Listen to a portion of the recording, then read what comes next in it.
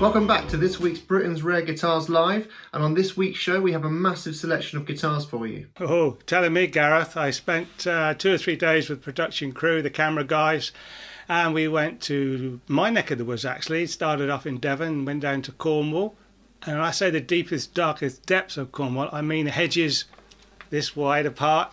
Crew were a little bit worried about the grass coming up between. We were also in a car with wheels the size of polo mints as well. Potholes, they were a little bit worried, but we had a great time, and we have got some smacking guitars coming up. Well, if that doesn't whet your appetite, later on in the show I visit Gardner Holgate Guitar Auctions. They have auctions 4 times a year. More details on that later on in the show. 4 times a year, everyone worth going to too. There's some great bargains and some very rare guitars to be had. But first, we're going to bypass Devon, over the Tamar Bridge, if you know the area, over the River Tamar, into Cornwall, and we're going to visit Simon Jones. You wait till you see some of his guitars. Well, if there is a guitar heaven, I think we've just found it here with this stunning collection of oddball guitars, off-the-wall guitars, careful how you say it, but it reflects the character of Mr. Simon Jones.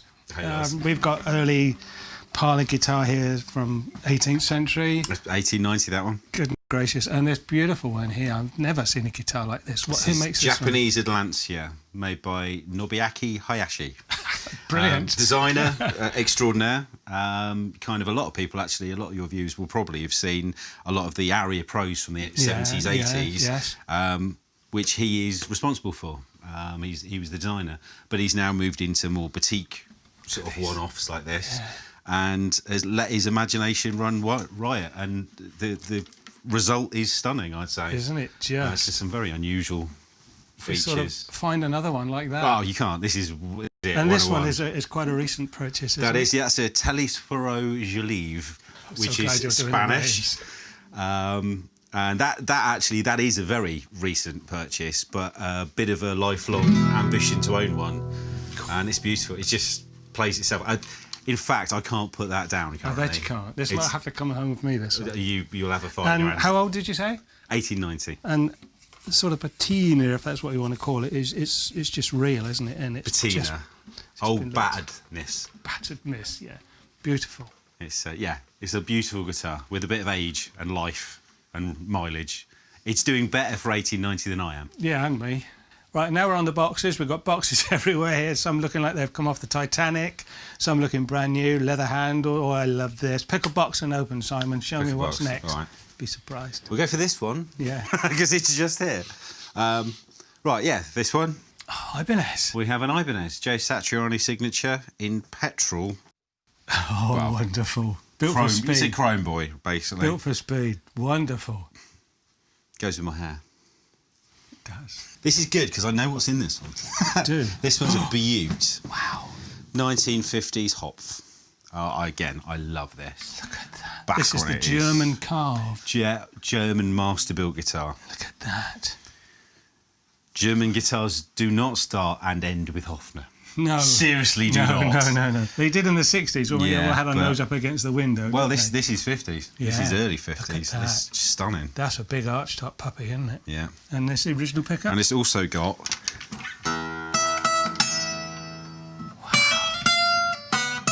It's like...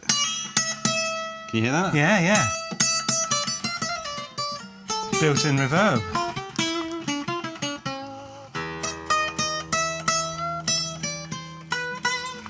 Lovely, lovely, lovely, Lovely, beautiful guitar. You're not getting paid to play, by the way. No, okay. This is something I've wanted for a long, long time. Right, this is made by Ergo Guitars in America, Jesse O'Neill. And this is a solid body, double neck classical. Fretless on one side, fretted on the other. Simon, we need to talk. This one's great. Oh! This one, Am I getting too excited every time we open one of these? no, it's good. This is made by Roberts Guitar. This is European builder from the 80s. Now, this is mint It is, isn't it? because it was used as a prop for MTV Europe for the Headbangers Ball.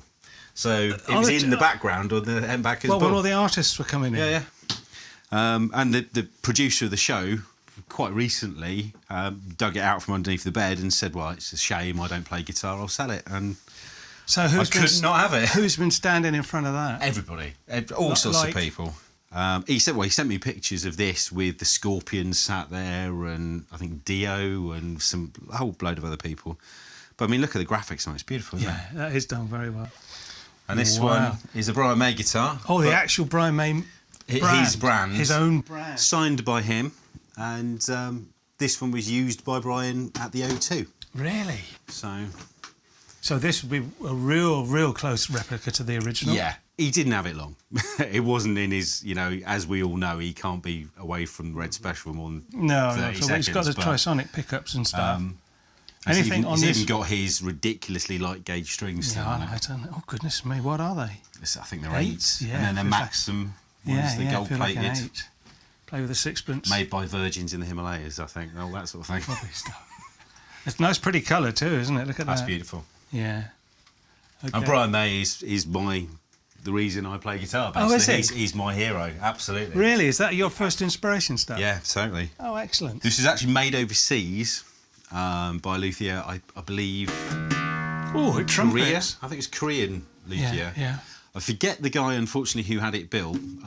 It slips my mind, but it's a copy of a guitar that's in the Ashmolean, I think, the Ashmolean Museum, and he was given access to measure it, get it exactly the right. reversed tuners coming at the back. Yeah, and the only difference with this, which I think is great, and the reason I went for it, because most guitars from this period, about sort of 1700-ish, when this was made, were 5 course. So you've got 5, like a 12 string, Yeah. but 5 Okay. tuned differently. Yeah. And of course that I don't play for 5. I'm not playing medieval music as much as I love it. I don't want a guitar to do that. So this one, he's done everything and turned it into a 6 string. Now this is Nick Page, and this was Eddie Van Halen. I'm not touching that. And that I did a deal on that and got it from Canada. And it's got this sort of, was Tyler, not Steve Tyler, Tyler Guitars. Yeah. Kind of burning water finish on it. But that is, Tell us a story. how Eddie. light Yeah. is that? Look, basic. Yeah, And this, I've had it to pieces. There's a couple of alterations I'm actually going to do on it because it is one of my favourite guitars. And as much as, you know, it's historically whatever, this is my guitar.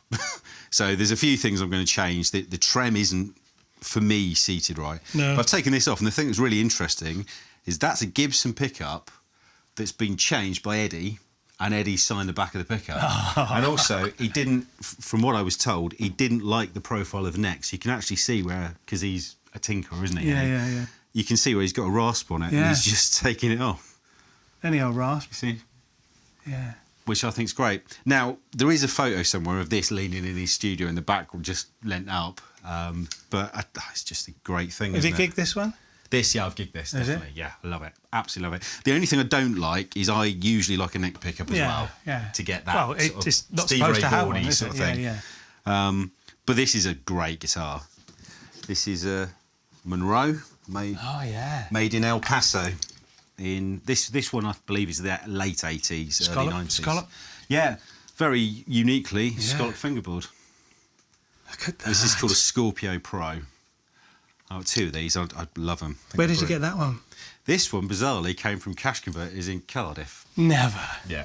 For the grand total of 70 You see, I drove past looking at all the charity shops. It was in a state. I've got to be honest, it wasn't working when I got it. But yeah, 70 quid. Wow, and he got that guitar for 70 quid from Cash Converters. I have to laugh at Simon. He goes in all the cash converter shops and the second-hand shops. Guess what I got? Guess what I got? So annoying, so annoying. Anyway, we're going to go back up to Devon now, right in the heart of Devon, to Brook Guitars. Make some beautiful acoustic guitars. Check these out.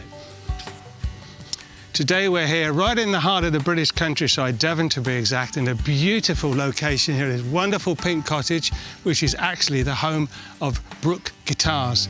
Let's go take a look.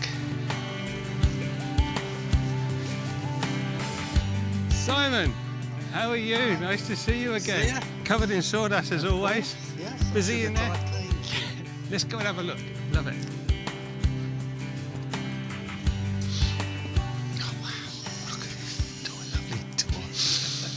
Oh, the essence of sawdust, isn't it lovely?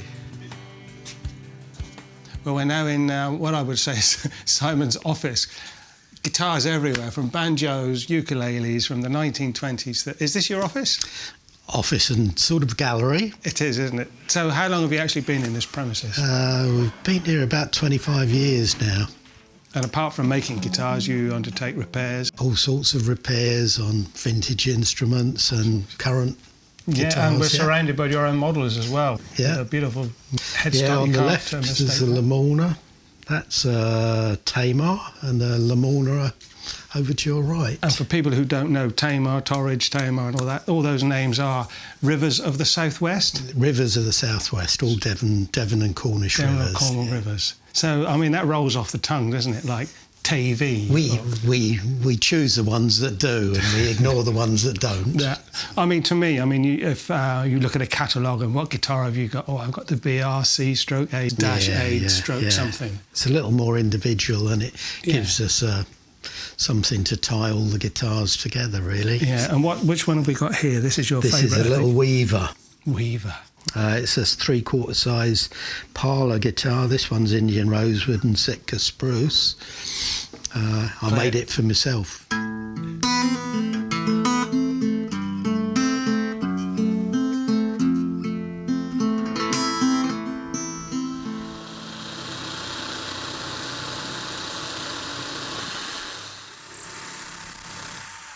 Well, that's the holes with the bridge pins drilled, Andy. What's next? Next thing I'm going to be doing is doing the shaping on the saddle. Right. So it's already marked out now. I've got the compensation set in for the B string. Yeah. We always use bone for the nuts and saddles on our guitars. Yeah. Excellent. Well, we'll come back and see you in a minute. Okay. As much as we can, we use local sycamore and walnut and cherry. Yes. Yeah, we saw a cherry one out there just now. That was beautiful.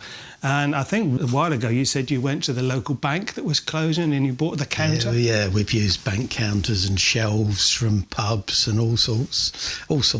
Yeah. It's great stuff. Anything reclaimed that we can get hold of rather than using. And it's all hands-on. I was looking at all the tools you've got down there. It's all dusty planes and shavings all over the floor. Yeah, as much as possible, and no CNC machines at all. So you're not in a hurry to smack one out every 5 minutes? No. No, definitely not. Andy, I think I might have been a bit presumptuous thinking he was going to finish this guitar in the 3 or 4 hours, but we're here. Because so much goes into the craftsmanship. This is one you finished earlier. It certainly is. It's a little more now. Made from English walnut back and sides. One of the English tone woods that we use. Cherry you saw earlier, you as well. We do have a big variety here. We don't have to sort of raid the rainforest as much as we think, really. No, I think that's quite right, actually. We've always sort of been keen to promote English tone woods. Yeah. Let's have a look at the front. Oh, look at that. And it's spotless. I mean, there's no flaws. No, it's a nice bit of Adirondack spruce. So, yeah, it's going to be a great sounding guitar. Beautiful. These are Britain's best kept secret, aren't they? They're beautiful, beautiful. Actually, coming here is the secret. Don't try and come here, folks, in a truck or a lorry or whatever. The camera crew are not very happy, are you guys? Don't follow the sat-nav. Print the map that's on the website. If you follow the sat-nav, you'll get to the end of a lane that goes across 2 muddy fields. Yeah, well, we've been through the field and the streams. What I like about this, we saw the Mike with his new guitar just now. Absolutely happy as a soundboy. If someone comes in and says, I'll have that, fair enough, they'll buy the model they see. What if someone comes in and wants to say, well, I want this, and would you say, I don't recommend that neck profile? Oh, absolutely, yeah. Sit down with them. We'll sit down with them, see how they play, obviously see what woods they like, and if the woods seem to be the wrong choice for them, we would suggest going for something different. So, I mean, if he wants to bend and play bluesy... Yeah, we'd go for a shorter scale length or a lighter string gauge and certain sort of wood for the top rather than other sorts. If he's into a bluegrass or something, we'd set it up with a higher action and go for a top that's going to move a little less than if he's a sort of more subtle finger picker. So just play a couple of chords on that, please.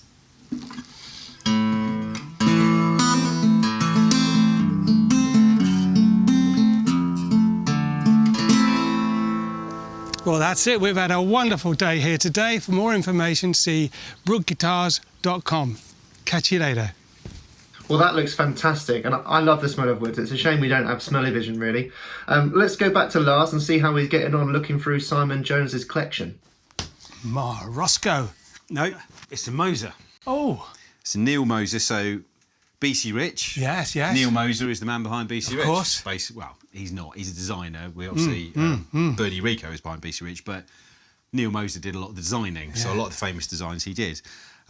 This one was made, and for some reason there was a mistake with the pickup. So when I bought it, pickup was knackered. Right. But it was given to Steve Vai.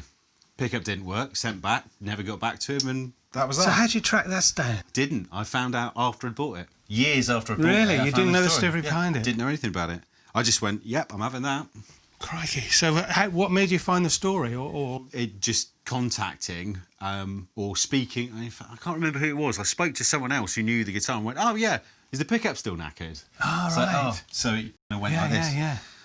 Because I did have a Bernie Rico guitar that was made for Prince, which unfortunately is gone now. Yeah. I believe it was. I found about this at the same time as getting the paperwork for that. So What year would this be? this is 80 something, doesn't it? 89, I believe. This one. Yeah. You can have this one, and I'll grab the other one. No, thank you very much. We'll move nicely onto a very, very brilliant guitar builder by the name of Stephen Hart, up in the north. British guy. Yeah. Now, he built this for me. This is a beautiful 8-string fan fret. This is the first one I had. Built for you, especially. Yeah. And then this one's a 9-string. So these Now, I've actually got 20 of these. Oh, come on. Because he's that good. I love his building. He's a really, really crazy, awesome guy. Yes, I know. He's bonkers as well. You've spoken to him, yeah. But yeah, look, the top of this is all beautifully burled and everything. But actually, this is not structurally sound wood, is it? It's beautiful. But and it's funny because I find it quite frustrating when you talk about multi-string instruments like this, because they are relative. Well, they're not. They've been around a long time, actually. You can go back to like 1800s or whatever. And there are people playing multi-string instruments. Yeah, of course, yeah. Like harp guitars, for instance, well, which the we'll have a look in a minute. Drone but strings and stuff.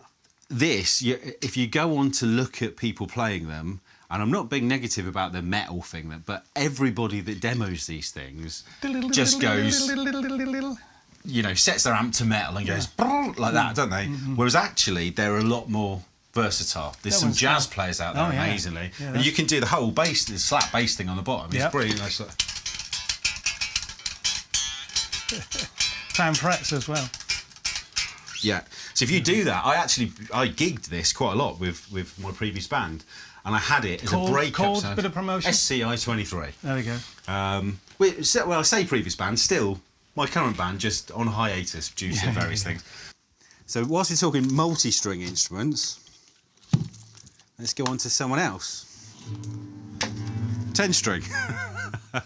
And this was made by Emil Parcell, and he's in Leeds. Now, I don't know him very well, I've got to be honest. I mean, that's not a thing. That's as wide as some of the roads we've driven down here to get here in the truck. But, I mean, bizarrely, when I went for this, I thought, this is ridiculous, what am I doing? I'm never going to be able to play it.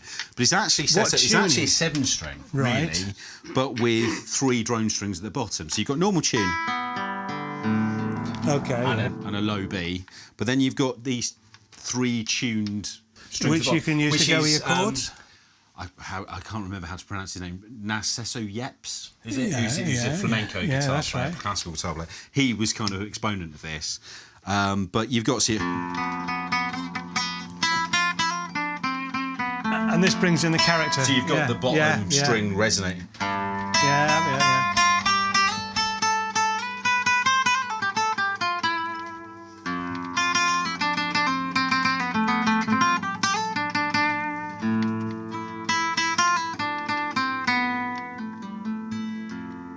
So on. I mean, it's quite a thing. I find this again. I lose time with it. I'm not going to pretend I'm a genius with this thing. You can see things. It's so inspirational to write songs. And it's unusual as well.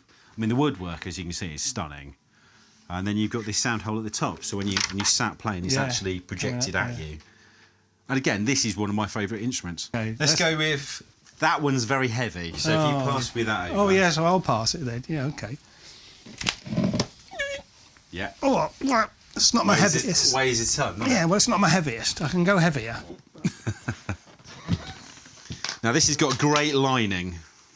You have to see this. It shows the guitar off beautifully. Now, this is a Roscoe. This is a Roscoe. This is a Roscoe. This one's a beauty. Now, I've got a thing about Roscoes. I love them. They're graphic guitars again from the 80s, early 90s. Yeah. Keith Roscoe, well known for basses now. He builds basically nothing but bass guitars. I've met Keith a couple of times. Love this guitar, totally. Yeah, now, this, I don't know her name, but apparently this was someone Bruce Willis went out with before Demi. Oh, careful. He can play guitar, Bruce, and he's friends with Keith Roscoe. Yeah. This was given to Bruce Willis. Now, apparently, when they split, it went back to Keith and went for all these people and ended up with me. But it's, I just think that's funny. He says, but what a great guitar. Yeah. Look at that airbrush face. That's very. The very people that used to it? work doing the graphics and stuff are phenomenal. Because he did the Isabella Rossellini, the other one. Did you have that one as well? I had the Isabella Rossellini, yeah. That's what a great video guitar. Well, they all are, aren't they? Yeah, they're stunning. But the thing is, underneath it, they're not just pretty guitars; they are geniusly built, beautiful to play guitars that look amazing as well. So. And again, for the period, just a whammy and a Kayla. I think. No, I don't think this one is active, which is good. I'm not a big fan of active pickups, but this and the case, the lining. Can the camera get in there? Look. Look. Wonderful, isn't it? I have a thing about Ibanez Gems. I know you do. I think the Ibanez Gem and RG550 is probably the best design guitar ever, but that's just you. So I've got a thing about them, and then as you can see, I've played this one quite a bit, but this one's the 90th anniversary Gem, and I just love it. Yeah, I think it's a stunning piece of kit, isn't it? Just. Unfortunately, the scratch plate, which is solid metal, has to be taken off and rebuffed every now and again. But the monkey grip, stunning bit of kit. The monkey grip. And I've got a row over there of all my. Yes, you can't see those. It's funny because this is probably one of the only Ibanez with the all-access neck joint, because I actually bizarrely like the older ones with the square heel. Bizarrely, I mean, yeah, I'm a big fan of Steve Vai and Joe Satcher and all those guys, and that was the thing. When I was learning, it was all about, you know, all that sort of speed stuff. But which I love, because I can do it to a certain degree. But my actual passion is probably when I got into it was people like Brian May and Steve Ray Vaughan and that. So when I gig, I want to have the ability with the tremolo arm and everything. But what I find brilliant about this guitar specifically is it's a bit like a Les Paul, a Strat and a Tele all in one. You've got the in-phase, out-of-phase sounds. And I don't really like the full-on sound. I like break-up. I like, you know, I probably should be playing a Strat, you know, but I'm not. You hit it harder to get... So this is my Strat, you know, with a bit of power. So I just think they're very, very versatile guitars. And there we go. Speaking of, I should be playing this, perhaps. Oh, pretty. So I have got a Strat. I do have one Strat. Yeah. Well, a lace sensor pickups. Yeah. And that's the combination set with red, silver and blue, because they were wired. That's right. So this is one of the older custom shop ones. Quickly, another Ibanez. Simon's gone in the corner, never to be seen again. Well, you can have a very quick look at my few Ibanezes that I've got. Ibanezes or Ibanai. A bunch of Ibanai. That's a bunch of Ibanai. Oh, look at this. This is another. This one's a beauty as well. This is a very dear guitar of mine. I can't hold any more. The blue flower. This was my favourite guitar when I was a teenager. I gigged one of these all the way through. Yeah. But this one's just a bit unusual. What have we got here? That's an 8-string. That's a one-off 8-string. And there's a bit of a strange one as well, which is a gem neck. On a different. That's again a beauty. So. That's called Hollow Flash. Yeah. It was a finish that Kramer pioneered. So it's basically sort of mad holographic finish. It is too, isn't it? Which they iron on. It's an iron they do it with. They iron the so finish that's kind of how the pattern works. It's clever, isn't it? Very nice. Well, is that all of Simon's collection then, Lars? No, not at all. Every time I meet him in a different house where he's moved, come and look at this. He's got a different collection every time. I think he sort of moves them on and builds up and upgrades till he's happy. But he's just got some very, very rare guitars. And later on, as you're going to see, we've got some very, very special, a brand of Super Strats that are quite unusual. Can't wait. But first, let's take a look at a new book released by Gary Davies. It's the Anniversary Strat. Lars has the full story. I'm here in Cornwall with Gary Davies, author of this wonderful book on the Anniversary Strat. Before we talk about the book, Gary, it's a very, very nice book. Before we talk about the book, tell me about guitar collecting. I think you were a little bit late starting collecting. Yes, I was. I was about 50 at the time. My mum unfortunately passed away and left me £1,000. I wanted to buy something that I could remember her by, and I bought a Telecaster. It would be rude not to, wouldn't it? Exactly. So here we have the blue standard Telecaster. Yeah, this is the guitar I bought with the £1,000 that I received from my mum. And every time I play it, I think of my mum. So. Oh, lovely. And an unusual blue too. Yeah, I believe it's ocean turquoise. We've just seen Gary's blue Telecaster, which we'll call his mum's keepsake guitar. A bit of memory there for you. But the book itself is all about the Strat. So what inspired you to write the book? Or what was the first guitar you bought that inspired you to write the book? The first Strat I bought was a 40th anniversary limited edition Strat. Okay. And that certainly was the spark that ignited the book, basically. There was a lot of confusion in the marketplace as to what was an anniversary model and what wasn't. So I did some research, and that's really how it all began. Because there is a lot of confusion, isn't there? People think they've got a real anniversary, and it might not be because there's a sticker here and a sticker there. Well, that's right. That's often the case because Fender have a habit of putting medallions or buttons or whatever it might be on all the production from a given year, if it's a Strat anniversary year. And those guitars aren't actually official anniversary models. And the model you've got is the two-tone sunburst, maple neck, maple fingerboard. That's right. Here we are now with the one that inspired the book, the one that's got a lot to answer for, hasn't it? It sure has. It's one of 1,954, and it is a legitimate humbucker 40th Anniversary Strat from 1994. There's the neck plate that actually proves it. Yeah. And a lovely, as I said just now, two-tone sunburst with the maple. It just works, doesn't it? And the single-ply plate. Yeah. Love it. Gary, don't get the wrong idea. But we've got a diamond ring here. How can that be a Fender? Tell me all about this, which I think is part of the Anniversary Diamond Dealer Limited Edition.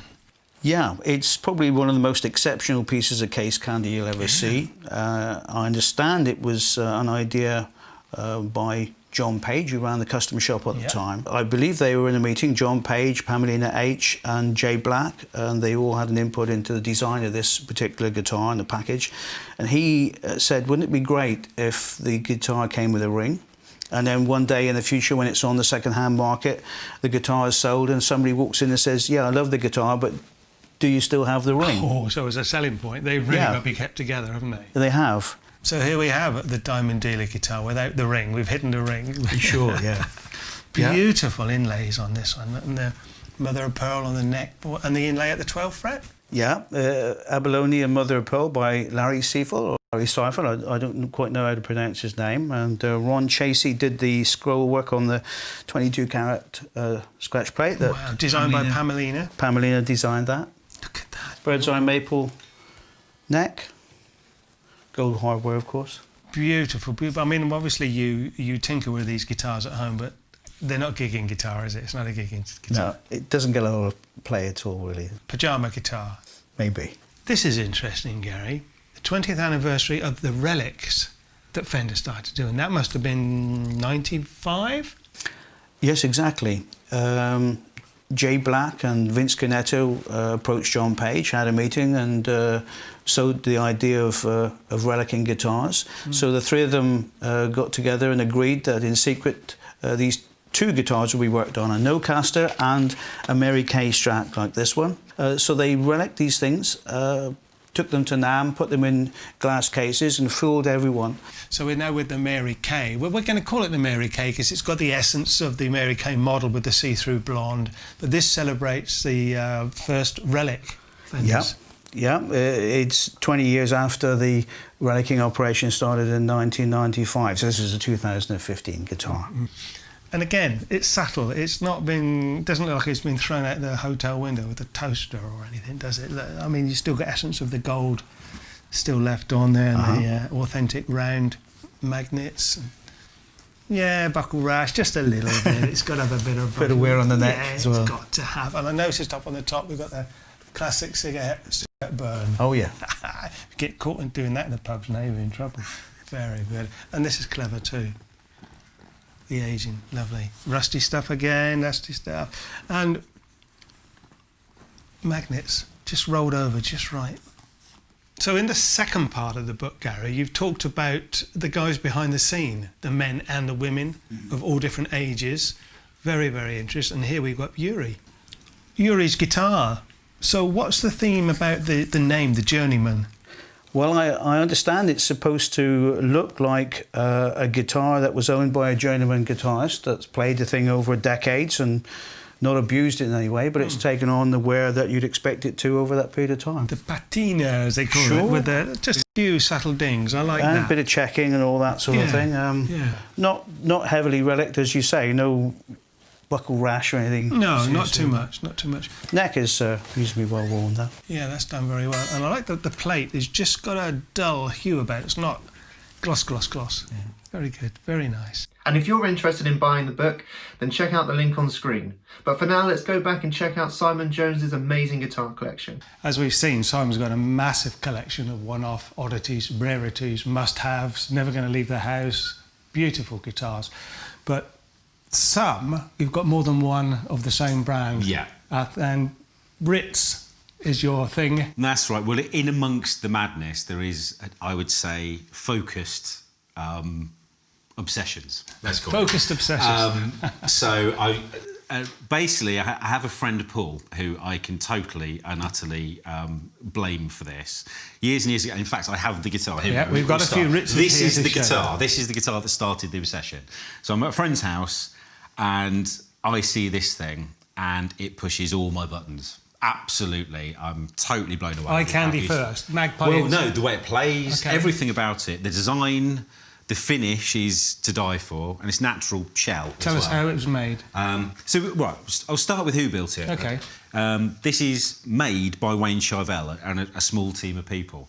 The actual idea came from his apprentice at the time, named Eric Galetta, who I'm now good friends with. And it was his idea to make a solid body guitar with the natural beauty of seashell. So the way they make it is you've got a solid core, and there's a beautiful sculpted maple body you've got here. Double colour, some are actually mahogany. There's multiples of different types of woods.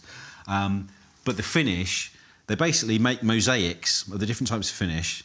They covered the body in a cement, which took them quite a long time actually to get the right, you know, This is consistency, time-consuming, etc. isn't it? Oh yeah, very. They'd then mosaic the pieces on, and then with a rubber mallet, they'd hammer them on.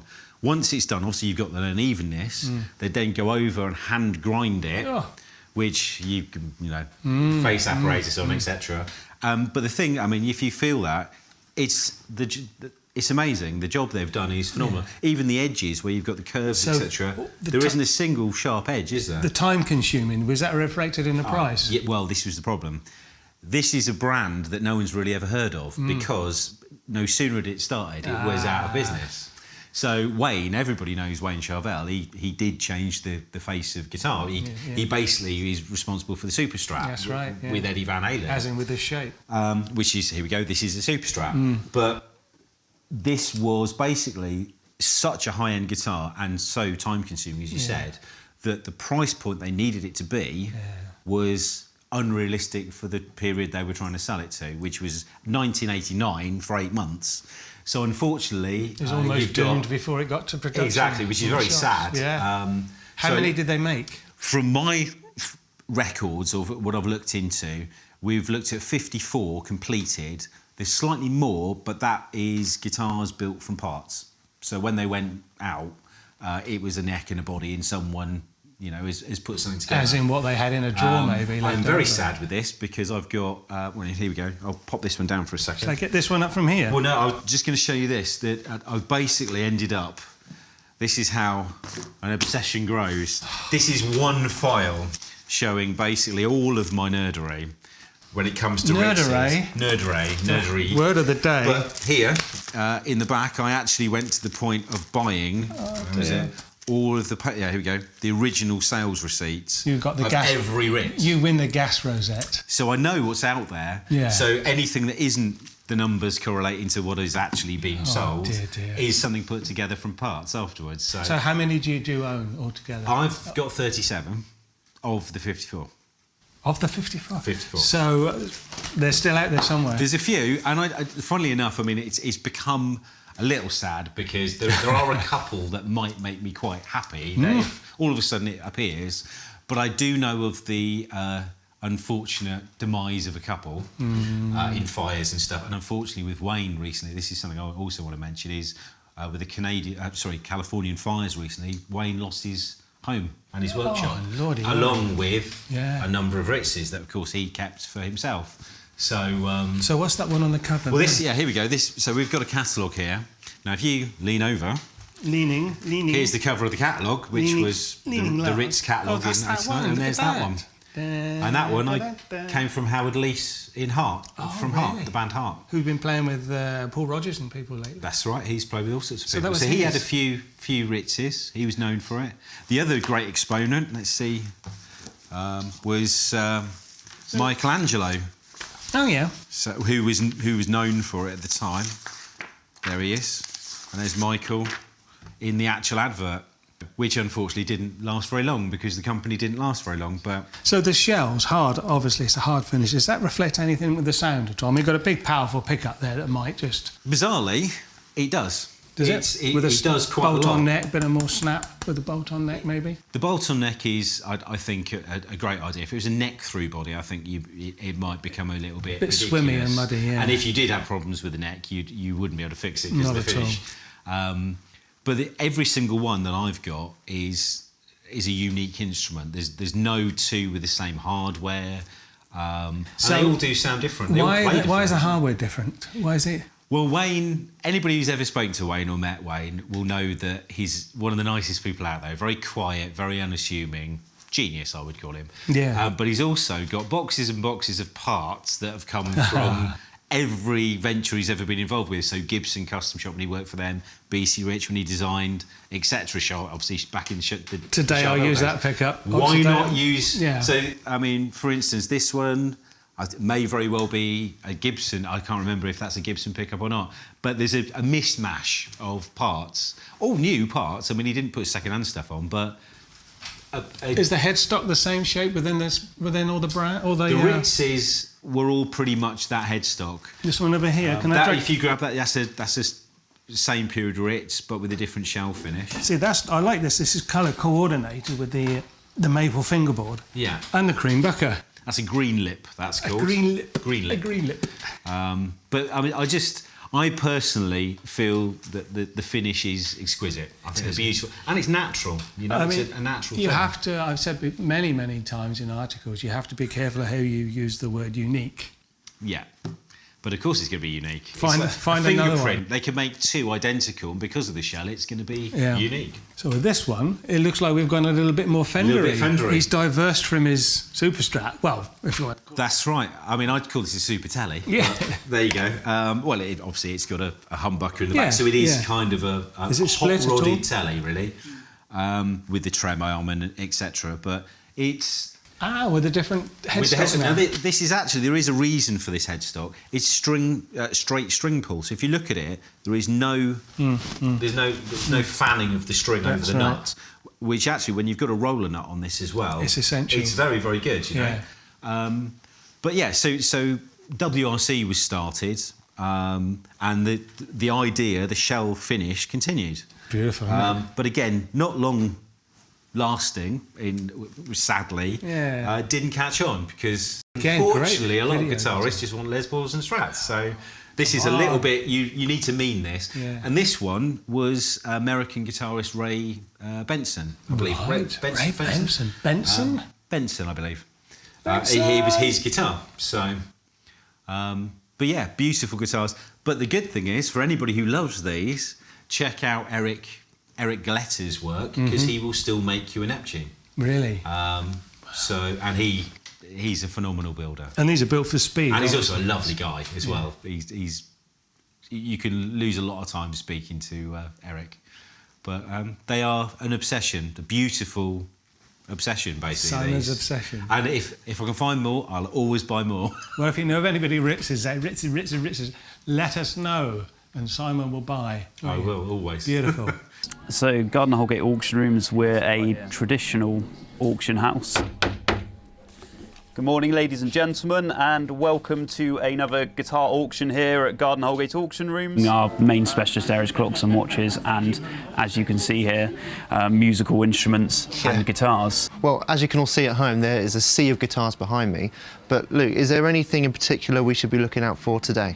Yes, I mean, in this room, you know, that we're in at the moment, we've got around 400 guitars that are within the price range of, you know, your £50 Squire right up to your £1,000 to £2,000 Fenders, Gibsons, you know, you name it, the big brand names, the things that people are after. You know, we've got a lot of quirky stuff that can fall under the radar a little bit and can be seen as bargains. And then next door we have another room with all guitars £2,000 and above, and we've got guitars that could make £20,000 plus. Well, I'll stop you there, because last time you guys sold a £350,000 George Harrison guitar. Could you tell us a little bit about that and what made it so special? It was a circa 1960 Maton Master Sound MS500 model, an Australian-made instrument.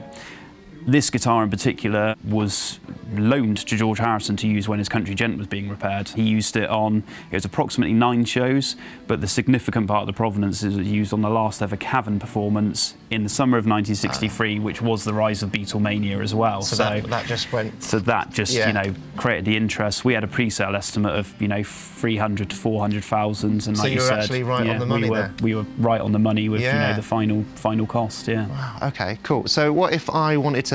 I don't, but what if I wanted to sell one of my guitars guitars here? What would be the process? How would I get involved? Is it really difficult or is it really easy? It's a very simple process, and then, you know, the process is seen right through from cataloguing the guitar properly, professional photography for all lots featured up on the website and in the catalogue. The physical catalogues are sent out to a dedicated focus mailing list, email mailing list, alerts are sent out, and then we get up on the rostrum, sell the guitars. I do it myself, so I'm exactly, yeah. So not quite as frantic as a catalogue auction, but 288. We have the 1946 Selma Petit Boosh acoustic jazz guitar. There we are, the last of the Selmas there.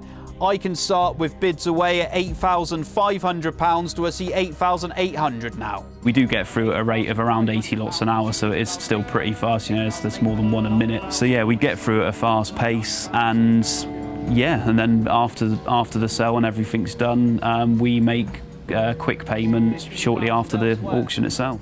Selling then at £14,500. It's a room bidder. All done 14,500 and finished, are we? Yours for 14,500, sir. I've just been handed this amazing Resonator guitar, piece of blues history right here in my hands. This is Booker White's original guitar from 1933. It's even got his set list on it. Now, I'd love to show you this, but I can't play slide guitar at all. But I've seen someone around who does, and I'm going to see if he'll give us a little play now, all right?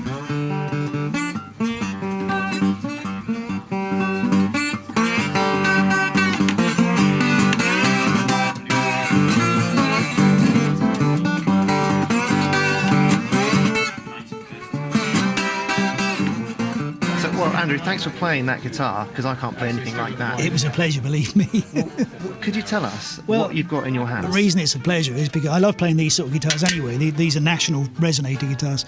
But this one, for a blues player like me, is like the Holy Grail, because it was owned by Booker White. Booker White was originally played in Mississippi, on the farms in Mississippi back in the 1930s. And he played this guitar. And but he kind of disappeared a bit, and like so many of the old blues players, he was rediscovered in the 1960s, mostly through the Newport Festival in America. And these young white audiences suddenly discovered these old blues players, and it was just astonishing. And Booker White was the hero, still is for people like me.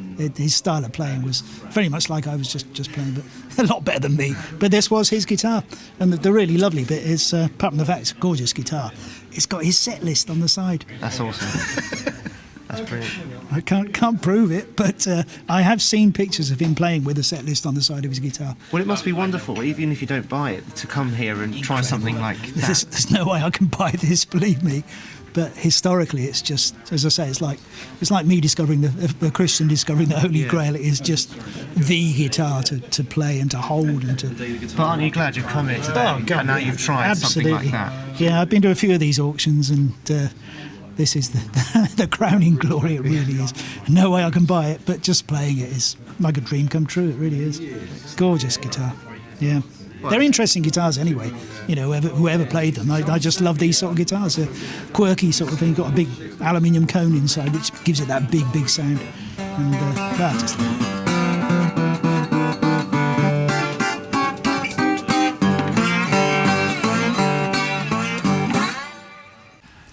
Drum kit behind me, because Guy Mackenzie is a drummer, but he also collects some fantastic guitars. We have here Britain's earliest electric guitars made by Supersound. Tell me about Supersound. Well, this guitar dates to summer '58. It's the oldest surviving solid electric guitar commercially built in this country, and it may in fact be the guitar that was used by the Ted Taylor Four in 1958 when the band appeared on a television show called The Jack Jackson Show. So we're going to stay around about the 50s again, late 50s, with a couple of Dallas guitars made again in the UK. We have a 6-string here with 1 string on it, and a bass version. Tell me about this one first, Guy. Okay, Dallas Tuxedos were the very first sort of mass-produced, if you like, solid electric guitars and basses in the UK. When I say mass, they weren't made in huge numbers like we know today, but certainly in the hundreds. And this was an inexpensive guitar, although the majority of them had 1 pickup and the one pickup one was launched in April '59, but the two pickup one which you have in your hands now was launched in about September '59, and interestingly enough, an identical guitar to this was found in the loft of John Lennon's childhood home many years after he'd left. Lovely, too. And the bass version, just a bigger, slightly... Oh, no, it is stretched a bit, the bass. But, Yeah, the bass version is very interesting because this was launched again in the sort of September, October '59.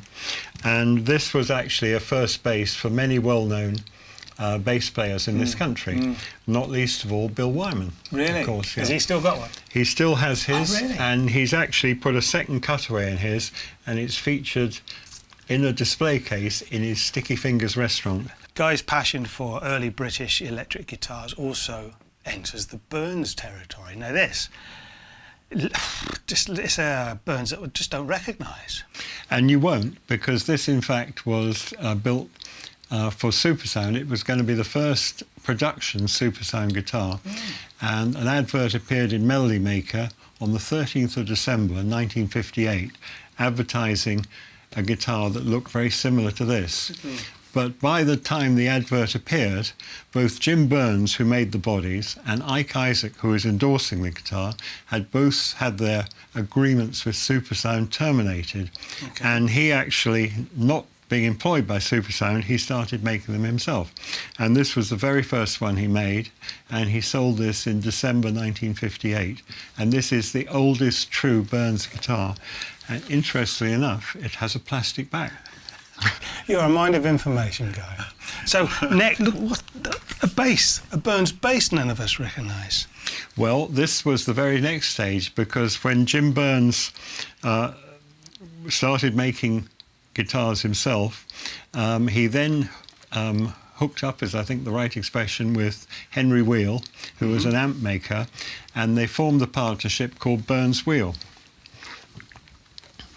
And this is one of the early Burns Wheel guitars. It's affectionately known as the Martian cricket bat, but this particular bass Relate to that. was actually owned by John Godfrey of the Mungo Jerry Band, which he played... Only in the summertime, I would have thought. I was going to say on most of his hits. So let's just stay with the basses again here. We've now got a Fenton wheel bass. This looks, it's like archaic, isn't it? Agricultural almost. Well, it's interesting because it was designed on the basis of the Guiatone guitars that were coming in from Japan. As you can see with the shape. Absolutely. Yeah. But this, in fact, Lars, which you probably didn't notice, is actually a Burns wheel. And it was known as the Burns Wheel Fenton. And if you remember Shane Fenton and the Fentones, they got their name from that. Yeah, absolutely. Excellent. But it's just, this was the sort of the cheaper version, whereas the Martian cricket bat was known as the Super Streamline. Moving on, we are now in the 60s, and Guy has got a very, very early Watkins Rapier. It is. This, in fact, is known as the Watkins Rapier Deluxe. And it was one of the very first Watkins Rapiers built. And as we all know, Watkins Rapier was the biggest selling solid electric guitar British made in the 60s. But this was the forerunner of it. And I just think it's fabulous. Lovely restored. Is that one with the flat neck profile? This has got a very interesting neck profile, as you rightly say. It is absolutely flat, completely different to anything you see these days. And wonderfully restored too. Yes, it's very good condition. It's been beautifully restored. And also from the 60s, a Grimshaw bass. Now that's a name. Grimshaw basses. Let's have a little swap here. Look at that big chunky baby. Well, the Grimshaw, as you probably know, Lars, was a really old British name of guitar builders dating back to the early part of the last century, although this one does date from 1966. The pickups actually have been changed because when I got this, it was in little pieces and big pieces, and it's been beautifully put back together again. With original flat wound strings. Absolutely. Lovely. Still in the swinging 60s, we have a couple of Vox now. This is a Vox. This is a Vox Shadow, built in about 1962. And interesting enough, this was contracted out to G-Plan. What, furniture people? Yeah, absolutely. But I think it's great, and it's a bit of British guitar history. It's just simple, isn't it? Simplicity works sometimes. Absolutely. And the aerial socket. Yeah. Have you still got the lead? I have, actually. Really? Yes, I have. Is it really a thin lead? Yeah. And obviously classic Vox Teardrop Bass. Tell me about that one. So many stories behind that one. Well, this is a very interesting one, because a very similar Vox Teardrop Bass, in fact, to this was built in Italy, but this, in fact, was built in the UK. The story of how it came to me is interesting, because a friend of mine in Scotland found it in a skip and contacted me, said, was I interested in it? They weren't able to send me a picture, but of course I was, and so I've ended up with it. It's a wonderful instrument. Original colour? Original colour, yeah. Good Lord, beautiful. We're going to stay with some Burns now, moving on to the era that I remember, or people a little bit older than me remember. We have the Burns Vibra artist. That's correct. The Vibra comes from the vibrato, of course, and the artist was the very first guitar that Jim Burns built once he parted company with Henry Wheel. Lovely small body, busy eyes. Like it, very nice. And this one, of course, we're all starting to remember this one now, aren't we? The Burns, almost Strat type configuration with permutations of the pickups. This is moving on a little bit and getting more into Burns guitars that perhaps people know and love so much. This is the Split Sonic, built in 1963. Interesting because it has split pickups. It's also got some interesting combinations there, including jazz, treble, and Wild Dog. Yes, I remember Wild Dog. That was really trebly, wasn't it? Yeah. Split you in half. But again, starting to get a little bit creative. Because, I mean, back there we were a little bit behind America, weren't we? We certainly were, but I think my feeling is that Burns are very different to Fenders and Gibsons, but they have a particular following all of their own. It's a fabulous looking guitar, in my opinion, and it's a real piece of quality. Just before we go, Gareth, listen it back to Cornwall with Simon Jones and his partner Tricia, the very, very best from Britain's rare guitars. I've just had a little baby boy, which they've called, and I have it written down, Ziggy Elliott Jones. Well done. Next time we'll be showing clips from BRG Live. Well, thanks for watching, everybody, and we're just going to play out a little clip from that show. This is the Howie G Band. Love will find a way to dry your eyes and make you stay. Keep on searching for another whose smile won't fade away, and in whose peaceful arms you lay. Mr. Meander, you'll find out if you take some time out and cry another day. Just let it all fade away. Mr. Meander, you lover, you hero, you brother, don't drown in your dismay. Time's your friend, so don't ever stray. Yeah. Don't ever stray.